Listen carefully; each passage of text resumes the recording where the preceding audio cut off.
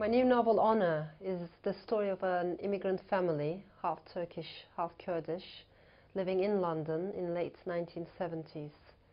In my eyes, this is a story that focuses on how we end up hurting the people we love most in this life, how that works. I also take a close look at mother-son relationship, how we raise our sons, sometimes as the sultans of the family, and how that works against them, in fact, in the long run. It's a book that explores the notion of honor. There is an honor killing at the heart of it. But basically, in my eyes, it's a story of love, families, and heartbreak. I myself have been raised by a single mother. I did not grow up in a very typical patriarchal, traditional family. So I was a single working mum, and I observed her all throughout my childhood as a divorcee, perhaps the price my mother had to pay in a very male-dominated society. I think this might have had some impact on my writing, my personality even, I would say.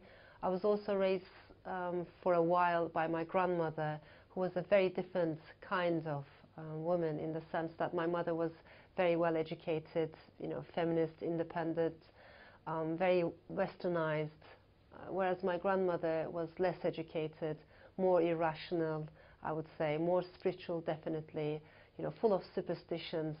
And from her I learned this culture, oral culture, the traditions of oral culture, and from my mother, of course, written culture. I love that combination. I love mixing them in my work. In this book, I write about women in a patriarchal setting.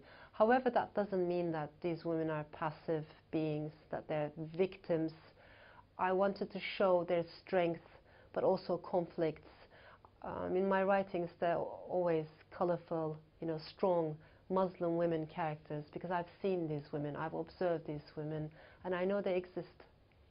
I divide my time between London and Istanbul. These two cities, in some ways, I find them similar. In some other ways, they're quite different. But I guess what I enjoy most is being slightly nomad, being a nomad and always traveling around the world, being connected to different cultures. I do think of my writing as a drawing compass. One leg of that compass, as you know, is very static. It's based in a certain location. It's rooted. So one leg of my fiction writing is attached to Istanbul, whereas the other leg, in the meantime, draws a huge wide circle around it, traveling around the world, connecting to different cities and cultures. I find London very inspiring for writers, artists, Istanbul as well, in different ways.